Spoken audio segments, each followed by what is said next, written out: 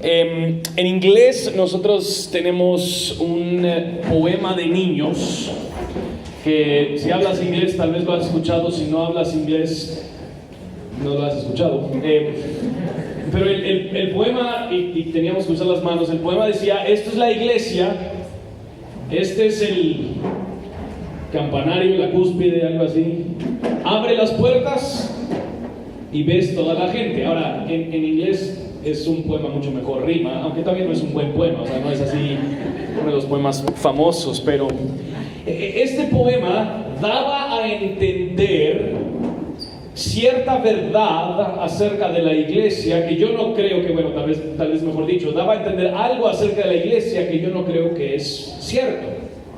Y yo creo que la Biblia aún niega lo que este poema quiso dar a entender. Pero desde pequeño, nosotros, por medio de este poema y algunas otras maneras en las que nosotros hablábamos de la iglesia, implícitamente estábamos enseñando eclesiología. Estábamos enseñándole a nuestros niños qué creer acerca de la iglesia. Y lo que daba a entender este pequeño poema era que la iglesia es el edificio donde toda la gente se va a reunir. Esto aunado a un poquito de mala interpretación del Antiguo Testamento, y creamos todo un relajo acerca de qué es la iglesia. Nosotros nos referíamos al lugar como el templo, ¿verdad? Y no solo eso, yo crecí en una iglesia que era muy sagrada en cuanto a cómo hablaban del templo, y por lo tanto el lugar enfrente se llamaba el altar. Y ahí era donde, si yo subía al altar, un rayo del cielo me iba a consumir de un solo, porque no me había purificado con el cordero que tenía que derramar su sangre. O sea, por mala interpretación del Antiguo Testamento, nosotros habíamos llegado a creer ciertas cosas acerca del espacio físico donde se reunían los cristianos. Y por lo tanto, nosotros hemos llegado hasta creer que la presencia de Dios está más presente dentro del edificio que fuera del edificio. Entonces, como una familia muy cristianita, hipocrítica, todas esas diferentes palabras, yo podía tener un gran berrinche en el carro y todos nos podríamos estar peleando, pero al momento que entrábamos al templo donde estaba la presencia de Dios, yo tenía que ponerme mi sonrisa y decir: gloria a Dios, hermanos, buenos días. Porque así entendíamos la iglesia. Y todo esto es simplemente mala interpretación de la Biblia. Nosotros sabemos, según el Nuevo Testamento, que Cristo es el cumplimiento de lo que nosotros vemos en el Antiguo Testamento, y por lo tanto Él explica y expresa que el templo ahora no es el lugar físico donde el pueblo va a rendir sacrificios, sino que el templo es el pueblo de Dios, donde mora la presencia de Dios. Y la iglesia, entonces, el pueblo llamado, eclesia, que han sido llamados del mundo a Dios, la iglesia somos nosotros. No es el lugar donde nos vamos a reunirnos. Pero todo esto ha generado mucha confusión acerca de la iglesia y cuál es su rol dentro de la misma sociedad. O podríamos decir, ha generado mucha confusión acerca de la iglesia y su misión. Entonces, en esta última sesión lo que vamos a tratar es una vida misional, pero yo decidí que no voy a dar ese tema, perdón, John. y vamos a tratar algo un poquito diferente, aunque yo creo que esto establece claramente la intención de esta última sesión. Pero lo que yo quisiera ver es una eclesiología muy básica en cuanto a qué es la iglesia y cuál es su misión. O podríamos decirlo así: lo que nosotros vamos a ver es que la iglesia es una familia en misión. La iglesia es una familia en misión. La iglesia es nuestra identidad, no es nuestra actividad. La iglesia es lo que somos, no es lo que hacemos. Y vamos a estar en dos diferentes pasajes. Vamos a estar en Efesios 2 del 19 al 21 y luego yo me voy a montar al mismo caballo donde estaba Jaime y vamos a estar en la última parte de 2 Corintios 5. Efesios 2 del 19 al 21 nos dice lo siguiente: así pues, ustedes ya no son extraños ni extranjeros, sino que son conciudadanos de los santos y son de la familia de Dios. Están edificados sobre el fundamento de los apóstoles y profetas, siendo Cristo Jesús mismo la piedra angular, en quien todo el edificio bien ajustado va creciendo para ser un templo santo en el Señor. Versículo 22. En Cristo también ustedes son juntamente edificados para morada de Dios en el Espíritu. Eso es Efesios 2, 19 al 22. Cuando decimos que la iglesia es una familia, yo entiendo que para algunas personas eso puede sonar algo raro. Y hasta para algunas personas podría ser un poquito conflictivo el decir que la iglesia es una familia. Algunas personas han tenido problemas con su familia, no han tenido buenas experiencias. Tal vez su familia ha sido motivo de mucho dolor, de maltrato o de abuso, y por lo tanto el hablar de la iglesia como familia puede generar en ellos algunos pensamientos de lo que han vivido. Para otras personas, tal vez su familia es lo máximo y ellos han tenido una muy buena experiencia con su familia y no les interesa hablar de pertenecer a otra familia porque su mayor gozo es la familia que ellos ya tienen. Para una familia biológica, lo que los une es sangre, es ADN. Lo que ellos tienen en común son sus antepasados, es su árbol genealógico. Independiente de lo que suceda, donde se encuentran, familia es familia, es familia, es familia. Pero la Biblia reta nuestra idea de qué es familia. Según la Biblia, la familia no se forma por ADN ni por genealogía. Dios forma una familia según su buena voluntad, mediante el sacrificio de Jesucristo aplicado por el Espíritu Santo al llamar a su pueblo del mundo a sí mismo. Él forma una familia, nosotros recordamos en Efesios 1:5, Él forma una familia por adopción. Completamente por adopción. Ahora, esto es algo fascinante acerca de la familia de Dios. No hay hijos biológicos en la familia de Dios. Recordamos lo que mencionamos hoy en la mañana. Si nosotros nacemos no en relación con Cristo, ¿quién es nuestro padre? El diablo. Todos somos hijos adoptivos. Y una de las cosas extremadamente importantes de recordar cuando nosotros hablamos de la naturaleza de la iglesia es que todos nosotros tenemos la misma historia.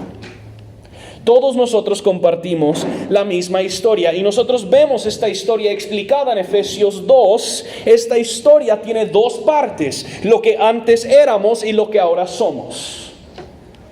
Tenemos en común lo que nosotros antes éramos. Noten lo que dice Pablo en versículo 19. Ustedes ya no son extraños ni extranjeros. Ahora tal vez están diciendo, este extranjero me está diciendo que no somos extranjeros. Todos antes éramos extraños y extranjeros, no pertenecíamos, no éramos parte, estábamos excluidos de la familia de Dios, lejos de Él por nuestro corazón pecaminoso y por nuestras obras pecaminosas. Pablo dice en Colosenses 1:21, lo que leímos antes: ustedes antes estaban alejados, de ánimo hostil, ocupados en malas obras. De hecho, casi cada vez que Pablo habla de nuestra identidad, él lo pone en estos términos: lo que antes éramos y lo que ahora somos. Lo escuchamos con el hermano Jaime: el viejo hombre y ahora el nuevo hombre.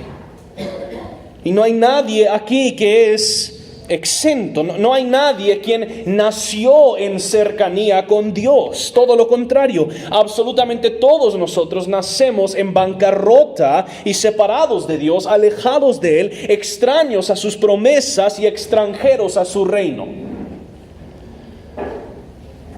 En general, nosotros solemos crear dos clases de personas dentro de nuestras iglesias, y al crear estas clases negamos precisamente esta verdad. Creamos una clase de personas quienes creemos que ellos merecen ser parte de la iglesia, y otras personas que no son dignas de ser parte de la iglesia. Hay un grupo de personas quienes siempre se han portado bien. Ellos suelen creer que porque ellos se han portado bien, siempre han hecho las cosas en orden, no han cometido errores graves, suelen creer que por eso Dios los ha amado, y que hasta cierto punto ellos tienen el derecho de juzgar a aquellos quienes no han vivido de esa forma. Hay otro grupo de personas que quizás ellos han hecho absolutamente todo en desorden. Sus errores, cometieron todos los errores que ellos pudieran haber cometido, y por lo tanto cuando ellos se reúnen con la iglesia, ellos llegan a la conclusión que sí, ellos no deberían ser parte, porque ellos no han logrado vivir el tipo de vida que estas otras personas han vivido. Y el punto a que Pablo está llegando es, independiente del estilo de vida que tú has llevado después de haber conocido a Cristo, todos los que forman parte de la iglesia de Jesucristo antes eran extraños y extranjeros. Nadie nace biológicamente con pasaporte para el reino. Nacemos como extraños y extranjeros, y por obra de Dios Él ha decidido incluir a algunos en su familia. Entonces déjame decirlo tal vez más que claramente: no hay nadie que es digno en sí mismo de pertenecer a la familia de Dios. Si tú perteneces a la iglesia, a la familia de Dios, es precisamente porque tú no fuiste digno para estar ahí. Y por lo tanto, no hay personas quienes son más dignas que otras. Todos estábamos alejados, éramos extraños y extranjeros. Nosotros usamos una frase en nuestra iglesia a menudo. Decimos: ante los pies de la cruz la tierra es plana. Que es precisamente eso. Pablo aplana la tierra. Todos antes éramos extraños y extranjeros. Tenemos esto en común. Ahora, esto prácticamente ¿qué implica? Esto significa que como familia deberíamos de vernos con mucho más gracia y mucho menos superioridad. Entre nosotros hay algunos quienes han crecido mucho y parecen muy poco a como ellos antes eran. Gloria a Dios por eso. Entre nosotros hay otros quienes tal vez su crecimiento ha ido más lento y siguen luchando con algunos patrones. Y en vez de menospreciar y hacernos superiores a ellos, nuestra tarea es una vez más regresar a la cruz, ver cómo ella aplana la tierra, somos recordados lo que antes éramos, y por lo tanto en gracia nos acercamos a nuestros hermanos, familia, con el fin de seguir creciendo juntos a semejanza e imagen de Cristo. Tú no puedes ver a tu hermano con ojos de superioridad porque tú no eres superior. Tú no puedes ver a tu hermano con ojos de juicio, porque al juzgarlo a él y menospreciarlo a él, te estás juzgando y menospreciando a ti mismo.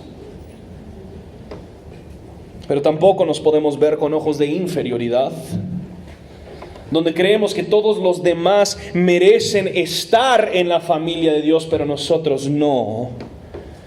Ninguno de nosotros era peor. Que el único motivo que nosotros tenemos para pertenecer a la familia de Dios es Cristo. Esto no quita de que nuestro pecado sea manifestado de diferentes maneras que los otros. Hay algunos quienes han luchado con pecados que sí son más graves. Pero esto no significa que habían algunos que eran más fáciles para Cristo salvar y habían otros que eran un poquito más complejo. Dios, en su amor y en su misericordia, ha extendido su brazo para rescatarnos todos de donde nosotros antes nos encontrábamos. En ese sentido, lo que nos une como familia en parte es lo que antes éramos. Que cuando nosotros nos vemos cara a cara en los ojos, podemos pensar para atrás y decir: gloria a Dios, hermano. ¿Recuerdas lo que antes éramos? ¿Recuerdas de dónde nosotros vinimos? Gracias a Dios por lo que Él ha hecho por nosotros. No sé si has visto, hay algo precioso en ver a dos personas quienes comparten el mismo historial complejo, difícil. Por ejemplo, yo no sé si han visto a tal vez dos hombres quienes han peleado juntos en el ejército. En los Estados Unidos se da mucho en estas organizaciones de veteranos de la Segunda Guerra Mundial o de la Guerra de Vietnam. Hay una compasión y un amor profundo que tienen el uno por el otro, porque ellos saben las cosas que los otros vivieron. Ellos entienden el dolor que los otros enfrentaron. Y hay un vínculo profundo, porque ellos juntos saben lo complejo y lo difícil que era enfrentar el fuego del enemigo, perder a buenos amigos en la batalla, haber visto las cosas que ellos vieron. Ellos se aprecian, se aman, se apoyan y se animan. ¿Por qué? Porque comparten el mismo historial. Y Pablo le está diciendo a estos gentiles y judíos: lo que ustedes antes eran, eso lo tienen en común. Como cristianos tenemos la misma bendición. No hay por qué ser despectivo y prepotente con otros cristianos. Venimos de lo mismo, antes éramos lo mismo. Esto debería cambiar la forma en la que interactuamos con el pecado del débil. En muchos casos nosotros vemos el pecado del débil y eso genera en nosotros mayores sentimientos de superioridad, porque decimos como el fariseo orando: qué bueno que no soy como él. No nos tratamos como familia. Tratamos la vida cristiana como una competencia donde yo tengo que relucir y ser mejor que los demás. Dietrich Bonhoeffer nos da un par de cachetadas, y tengo varias citas de Bonhoeffer el día de hoy, así que van a tener que perdonar, creo que lo estaba leyendo al escribir este sermón, entonces él tiene mucha presencia. Pero él dice lo siguiente: cuando la vida en comunidad está gravemente amenazada por el pecado y la incomprensión, el hermano, aunque pecador, sigue siendo mi hermano. Estoy con él bajo la palabra de Cristo. Y su pecado puede ser para mí una nueva ocasión de dar gracias a Dios por permitirnos vivir bajo su gracia. La hora de la gran decepción por causa de los hermanos puede ser para todos nosotros una hora verdaderamente saludable, pues nos hace comprender que no podemos vivir de nuestras propias palabras y de nuestras obras, sino únicamente de la palabra y de la obra que realmente nos une a unos con otros, esto es, el perdón de nuestros pecados por Jesucristo. Por tanto, la verdadera comunidad cristiana nace cuando, dejándonos de ensueños, nos abrimos a la realidad que nos ha sido dada. Lo que nos une en parte, como la familia de Dios, como la iglesia, es lo que antes éramos. Pero también lo que nos une, Pablo lo dice en ese mismo versículo: antes éramos extraños y extranjeros, pero ya no lo somos, él dice, sino que son conciudadanos de los santos y son de la familia de Dios. Aunque nosotros éramos extraños y extranjeros, ahora somos conciudadanos y familia. Pablo dice que éramos extraños y extranjeros. Hay un paralelismo en este versículo. Éramos extranjeros, no pertenecíamos, pero ahora somos conciudadanos. No teníamos el pasaporte, ahora tenemos el pasaporte. Pero también él dice que nosotros éramos extraños, pero ahora somos familia. Ya no somos un desconocido, ya no somos un nadie, ahora somos conocidos y pertenecemos, somos parte de la familia de Dios. Ahora, ¿cómo es que esto sucede? Tenemos que ir a unos versículos antes para entender lo que Pablo está diciendo. Noten versículo 13. Pero ahora en Cristo Jesús, ustedes que en otro tiempo estaban lejos han sido acercados por la sangre de Cristo. Ahora, cuando él habla de los que estaban lejos, se refiere específicamente a los gentiles efesios a quienes él está escribiendo. Porque había este conflicto entre los judíos, quienes decían estar cerca a Dios, aunque no lo eran, y los efesios, quienes eran gentiles, que se sentían más lejos de Dios porque no tenían el mismo historial que tenía el pueblo de Israel. Ahora en Cristo, ustedes que en otro tiempo estaban lejos han sido acercados por la sangre de Cristo. 14, porque Él mismo es nuestra paz, y de ambos pueblos hizo uno, derribando la pared intermedia de separación, poniendo fin a la enemistad en su carne, la ley de los mandamientos expresados en ordenanzas para crear en Él mismo de los dos un nuevo hombre, estableciendo así la paz. Y para reconciliar con Dios a los dos en un cuerpo por medio de la cruz. No había un pueblo que necesitaba ser reconciliado con Dios. No era como que los judíos ya estaban cerca y los gentiles que tenían que ver qué hacían para ser reconciliados con Dios, sino que Dios reconcilió a los dos por medio de la cruz de Cristo, habiendo dado muerte en ella a la enemistad. Y vino y anunció paz a ustedes que estaban lejos y paz a los que estaban cerca. Porque por medio de Cristo, los unos y los otros tenemos nuestra entrada al Padre en un mismo espíritu. Como digo, Pablo estaba hablando específicamente del pueblo gentil comparado con el pueblo judío. Que los que somos gentiles no pertenecíamos porque no éramos según su entendimiento del tal llamado circuncisión. Pero lo que Cristo hizo al venir es hacer un solo pueblo por medio de su cruz, creando un nuevo pueblo, una nueva comunidad, una nueva familia. Él hizo esto reconciliando ambos pueblos, y Él trajo paz a ellos dos, y Él formó una nueva familia de quienes previamente estaban separados. Ahora, una vez más, no hay nada que tú y yo tenemos naturalmente que nos califica para pertenecer a esta familia. En Cristo Él nos ha acercado. Cristo ha logrado paz con Dios para todos nosotros. Y los que pertenecen a la familia de Dios, pertenecen a esa familia únicamente por Cristo. No hay ninguna otra puerta de entrada a la familia de Dios. No es como que hay los que entran por Cristo y luego está la puerta de atrás, que algunos se entran así de secreto. Esto es importante, que nosotros entendamos que como familia nosotros tenemos en común lo que antes éramos, pero ahora nosotros tenemos en común a Cristo, y por lo que tenemos en Cristo nosotros hemos sido incluidos en la familia de Dios. Y por lo tanto Dios ha formado para sí mismo un pueblo de personas que ahora son familia, independiente de cuál era su relación antes. Y en específico en Efesios 2, este pueblo de dos pueblos era un pueblo que tenía cierto conflicto. Había enemistad entre los judíos y entre los gentiles. Y en Cristo Dios reúne para sí mismo un nuevo pueblo de lo que antes estaba dividido.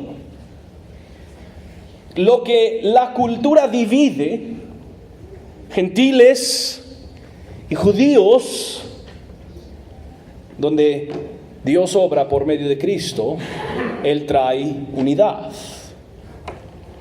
Lo podríamos poner tal vez en nuestra situación, lo que la cultura divide, jóvenes y no tan jóvenes, lo que la cultura divide, ricos y pobres, lo que la cultura divide, los bien portados y los mal portados. Dios los une en Cristo. Lo que la familia de Dios tiene en común es Cristo. Otra vez Bonhoeffer dice, comunidad cristiana significa comunión en Cristo y por Cristo. Ninguna comunidad cristiana podrá ser más ni menos que eso. Y esto es válido para todas las formas de comunidad que puedan formar los creyentes, desde la que nace de un breve encuentro hasta la que resulta de una larga convivencia diaria. Si podemos ser hermanos, es únicamente por Jesucristo y en Jesucristo. Nadie se encuentra en la familia de Dios por algo que hicieron, por algo que lograron, de donde vinieron, en la familia que nacieron. Si estás en la familia de Dios, no es porque fuiste digno de estar ahí, es porque por gracia Cristo en su cruz cargó nuestro pecado. Cristo fue alejado, Cristo fue aislado, Cristo fue excluido para que tú y yo pudiésemos pertenecer y ser incluidos.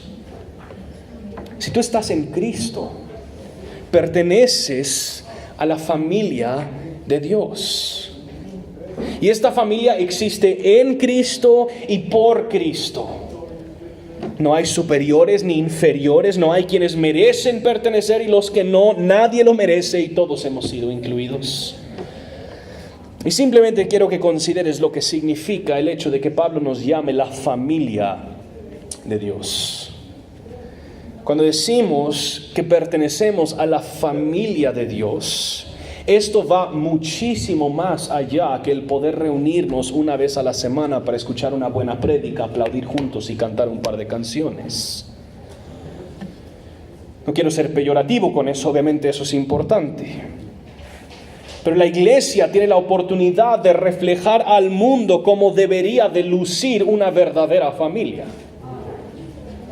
Nos apoyamos los unos a los otros, lloramos juntos, nos reímos juntos, confesamos y nos apoyamos los unos a los otros, nos perdonamos cuando nos peleamos. ¿Cuántos de ustedes en sus iglesias tienen pleitos? Mentirosos. Y lastimosamente, en la mayoría de los casos, la forma en la que la familia de Dios resuelve sus pleitos luce muy parecido a como nuestras familias del mundo resuelven sus pleitos. ¿Será que hay más o menos chisme en la iglesia? Somos llamados la familia de Dios, pero poco nos parecemos a nuestro Padre. Y en todo esto recordamos que cada uno de nosotros estamos aquí por gracia. Vamos a ser diferentes. Y como cualquier familia, van a haber roces, van a haber conflictos. A veces hasta nos vamos a caer mal. Ser una familia no significa que siempre vamos a ser santitos perfectos. Pero que aun cuando hay conflicto, vamos a manejarlo con gracia. Vamos a asumir lo mejor los unos de los otros, darnos el beneficio de la duda. Vamos a ver el pecado de alguien más como una oportunidad para apoyarnos, para crecer juntos en vez de una razón para juzgar y hablar chismes. La iglesia no es el edificio, no es el servicio dominical, tú y yo la somos. La iglesia es la familia de Dios, los que antes eran extraños y extranjeros y los que hoy son conciudadanos y familia de Dios. Bonhoeffer dice, olvidamos fácilmente que la vida entre cristianos es un don del reino de Dios, que nos puede ser arrebatado en cualquier momento y que en un instante también podemos ser abandonados a la más completa soledad. Por eso, a quien le haya sido concedido experimentar esta gracia extraordinaria de la vida comunitaria, que alabe a Dios con todo su corazón, que arrodillado le dé gracias y confiese que es una gracia, solo gracia. Esos hermanos en tu iglesia que tienen pleitos, con los que tienes conflictos, tener a hermanos en Cristo es una gracia. Es una gracia el poder haber sido rescatado junto a otros hermanos. Nosotros podríamos estar viviendo esto completamente a solas, pero Dios en su providencia y en su sabiduría ha decidido unirnos a una familia, unirnos a su iglesia. Ahora, ¿por qué empiezo por aquí? Tal vez estás pensando, al pobre Justin se le olvidó que le toca hablar de misión. La razón por la que quería pasar tanto tiempo hablando de lo que somos es porque a menudo solemos separar la iglesia de la misión. Hablamos de la iglesia por un lado y luego hablamos de la misión por otro lado. Pero la misión que nosotros ejecutamos viene vinculada a la identidad que nosotros tenemos. La misión no hace sentido sin la iglesia, y una iglesia sin misión no es una iglesia bíblica. Parte de la razón por la que muchas personas ahora ven a la iglesia como algo irrelevante, en muchos casos es porque hemos separado la iglesia de la misión. Entonces, lo estábamos hablando ahorita con unos hermanos. Lo que solemos ver a menudo en América Latina son iglesias que han ya logrado hacer bien los ritmos de lo que significa reunirse, escuchar la prédica, aplaudir, cantar, animarse entre los hermanos, pero luego salen de ese salón los domingos en la tarde y la forma en la que ellos viven su cristianismo de lunes a sábado poco refleja la prioridad y la urgencia de la misión que nosotros tenemos. Entonces, lo que se ha generado por el otro lado es un movimiento muy activista, donde realmente no importa si nos reunimos con la iglesia, si escuchamos y nos sujetamos a la palabra de Dios. Mientras hagamos buenas obras, eso es lo que más importa. Y estos dos extremos no es lo que vemos en la palabra de Dios. Vemos a una iglesia que está altamente movilizada para llevar a cabo la misión que Dios le ha dado. Por lo tanto, la crítica más constante que se habla de la iglesia, bueno, tal vez no la más constante, hay varias críticas, pero una de ellas es que siempre está encerrada dentro de sus cuatro paredes. Y en algunos casos esto es cierto, en otros casos no es justo. En muchos casos nosotros seguimos cometiendo el mismo error de separar la misión de la iglesia. Y la razón por la que tú y yo participamos en la misión es porque hemos sido unidos a la iglesia. Y la razón por la que pertenecemos a la iglesia es precisamente porque Dios ha tenido una misión y otras personas tomaron en serio esa misión y compartieron el evangelio con nosotros para que pudiésemos nosotros ser unidos a la iglesia. Que para ponerlo muy obviamente, la iglesia de hoy es el resultado de la misión de ayer. Y estas dos cosas siempre van juntas. Entonces quiero que nosotros vayamos a 2 Corintios 5. Noten lo que dice Pablo. Y todo esto procede de Dios, quien nos reconcilió con Él mismo por medio de Cristo, y nos dio el ministerio de la reconciliación, es decir, que Dios estaba en Cristo reconciliando al mundo con Él mismo, no tomando en cuenta a los hombres sus transgresiones, y nos ha encomendado a nosotros la palabra de la reconciliación. Por tanto, somos embajadores de Cristo, como si Dios rogara por medio de nosotros. En nombre de Cristo les rogamos, reconcíliense con Dios. Ahora noten cómo Pablo inicia. Él inicia en versículo 18 este pasaje, y él, ya escuchamos como nos explicó el pastor Jaime, del 14 en adelante, él está hablando de lo que nosotros ahora somos. Y él inicia en 18 diciendo que nosotros hemos sido reconciliados. Y por nuestra identidad de haber sido reconciliados, ahora nosotros tenemos esta tarea, el ministerio de reconciliación. Ahora, cuando hablo ahorita acerca de la misión, es importante aclarar, me estoy refiriendo a la misión de la iglesia esparcida, la misión que cada uno de nosotros tenemos cuando no estamos reunidos dentro de la iglesia local. Yo tiendo un poquito más a lo que habla Abraham Kuyper en su soberanía de esferas, que la iglesia institucional, su rol principal es un rol profético, es un rol de predicación, es un rol de proclamación del evangelio. Pero eso no quita de que hay muchas cosas que el cristiano, cuando no está reunido con la iglesia institucional, debería llevar a cabo. Y vemos eso en este pasaje. Y por lo tanto yo creo que nosotros podríamos hablar de la misión de los discípulos individuales con dos palabras: servir y proclamar. En este pasaje Pablo usa dos frases: ministerio de reconciliación y palabra de reconciliación. Y es aquí de donde salen estas dos palabras, servir y proclamar. Servir, cuando Pablo habla del ministerio de reconciliación, la palabra que Pablo usa literalmente significa servir. Esto es muy importante. Cuando tú ves en tu Biblia la palabra ministerio, ministrar, ministro, esto significa servir. No significa orar por alguien hasta que se le doblen las rodillas. Ministrarle a alguien es servirle. Entonces, cuando Pablo dice ministerio de reconciliación, él se refiere al servicio de reconciliación. Ministrar es servir. Ministerio es servicio. Ministerio no es luces, plataforma, tarimas. Ministerio no es ser pastor a tiempo completo. Ministerio no es únicamente subirte al púlpito y predicar. Ministerio es lo que hacen todos los cristianos cuando sirven a otros. Y Pablo dice que nosotros, por haber sido reconciliados, tenemos el ministerio de reconciliación, o servimos en la reconciliación. Esta idea de reconciliación, como lo hemos mencionado, es un término relacional. Lo que quiere decir es poner las cosas en una relación adecuada. Específicamente se refiere a la relación entre Dios y el hombre.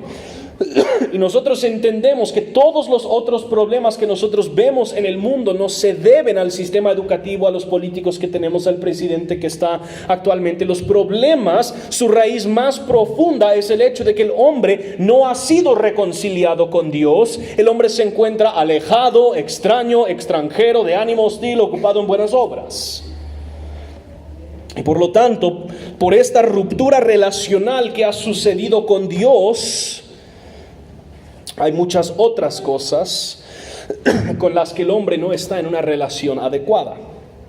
Todo el dolor del mundo, todo el sufrimiento, toda la violencia, toda la maldad que nosotros vemos encuentra su raíz en que la relación con Dios ha sido afectada.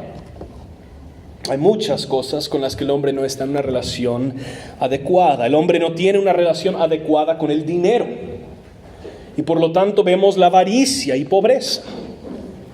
El hombre no tiene una relación adecuada con el sexo. Esto se ve en la pornografía, el adulterio, la prostitución. El hombre no tiene una relación adecuada con su familia. Y esto se mira en orfandad, en divorcio, en abuso. El hombre no tiene una relación adecuada con otros seres humanos. Esto se ve en racismo, en violencia, etcétera, etcétera, etcétera. Y Pablo nos dice en Colosenses 1 que Dios no solo está reconciliando al hombre con sí mismo en Cristo, sino que Él está reconciliando todas las cosas en Cristo.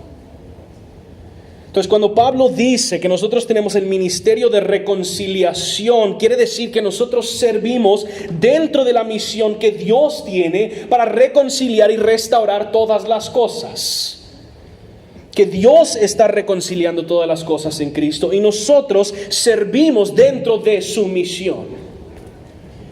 Sí, proclamamos el evangelio, vamos a llegar a eso, pero más que eso también servimos como personas reconciliadas en un mundo desordenado por el pecado. Donde hay dolor, somos agentes de reconciliación. Donde hay conflicto, somos agentes de paz. Donde hay pobreza, somos agentes de generosidad y de creatividad empresarial. Donde hay abandono, adoptamos. Donde hay abuso, protegemos y buscamos justicia. Donde hay tergiversaciones del sexo, del dinero, del poder, nosotros demostramos al mundo cómo manejar esas cosas bajo el señorío de Cristo. Nuestra vida ha sido reordenada, reconciliada con Dios.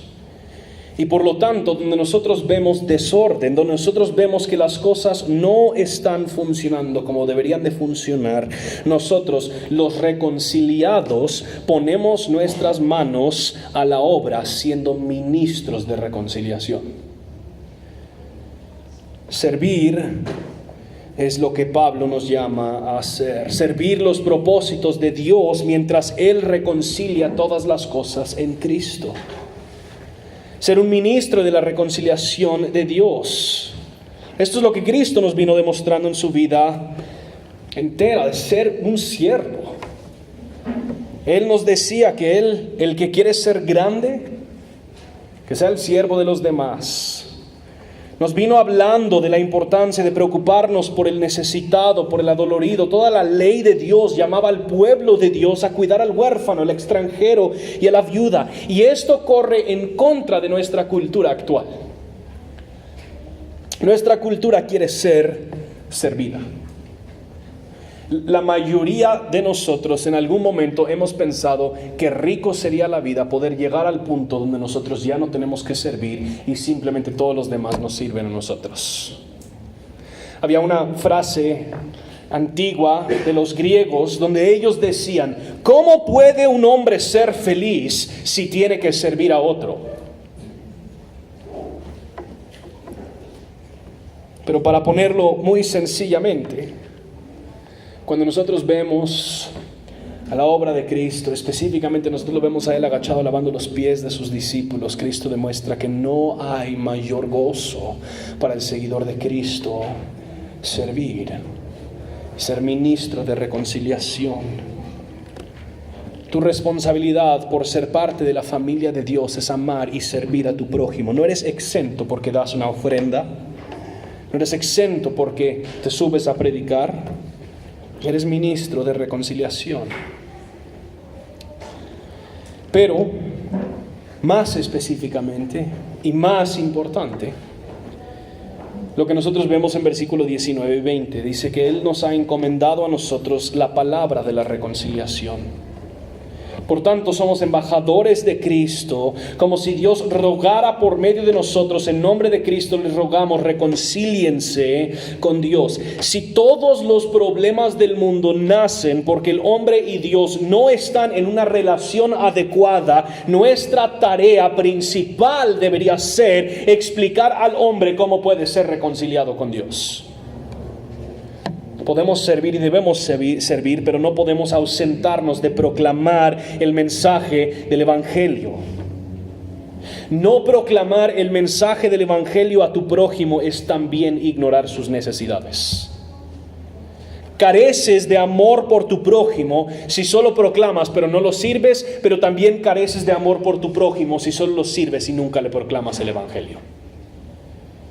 Somos llamados tanto a servir y proclamar, y lo que nosotros portamos es el mensaje de buenas nuevas, el mensaje de que hay un Dios que está restaurando todas las cosas y que este Dios ha proveído la manera de que el hombre pueda ser perdonado por su pecado y pueda estar una vez más reconciliado con Dios. Portamos el mensaje que da vida verdadera y vida eterna. Portamos este mensaje. Resolver todo lo demás en este mundo sin que hombres y mujeres sean reconciliadas con Dios sería una tragedia e imposible. Podemos pelear por justicia, pero donde no hay personas abrigadas en la justicia de Cristo no habrá verdadera justicia. Podemos pelear por la reintegración de familias, pero donde no hay personas que han sido amadas como parte de la familia de Dios y transformadas para amar como Cristo, será muy difícil que las familias se reintegren.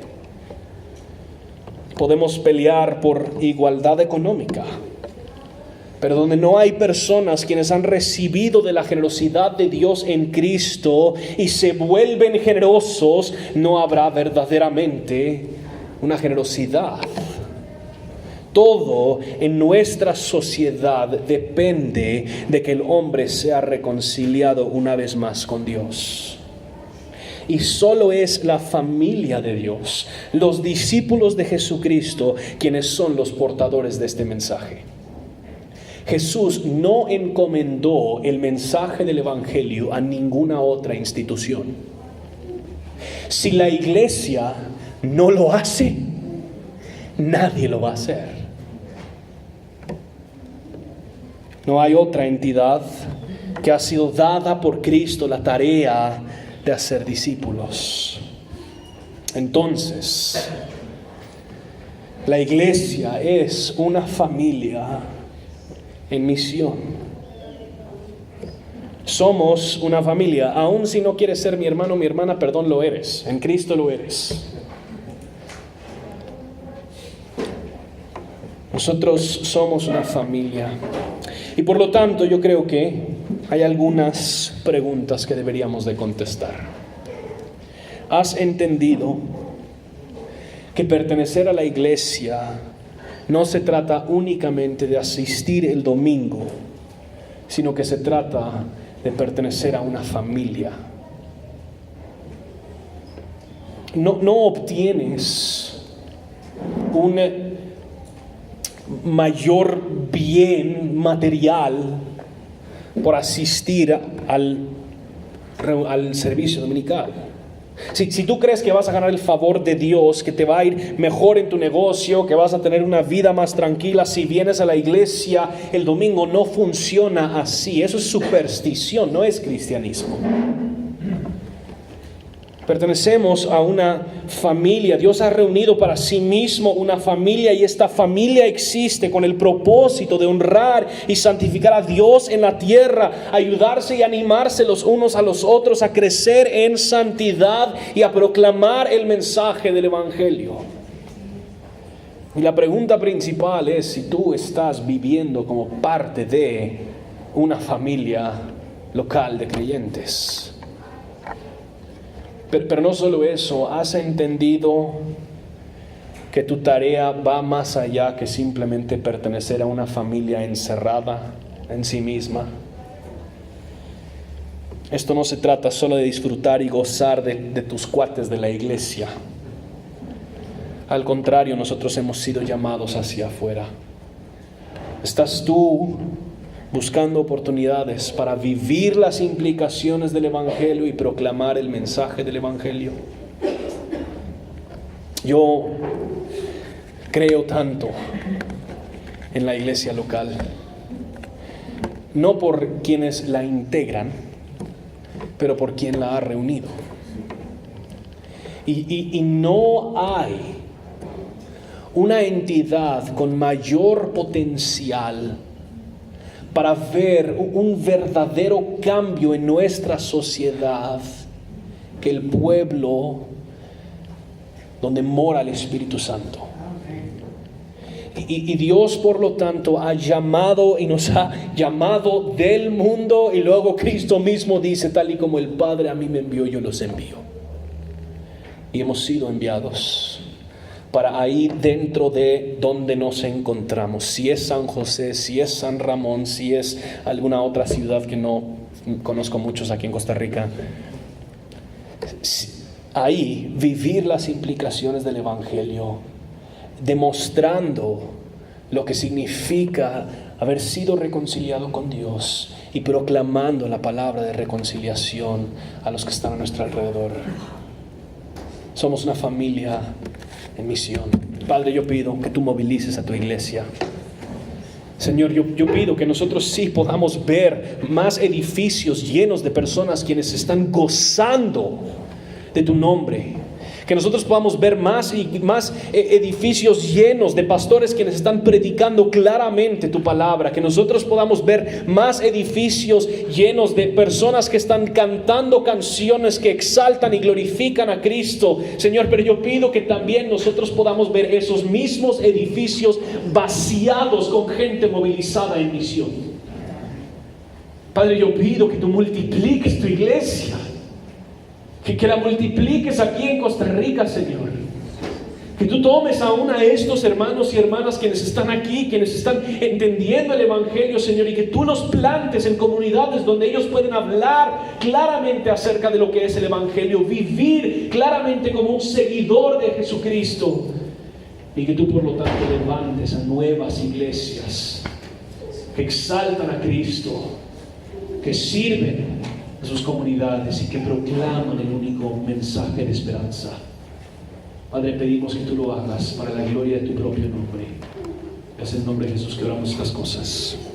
Amén.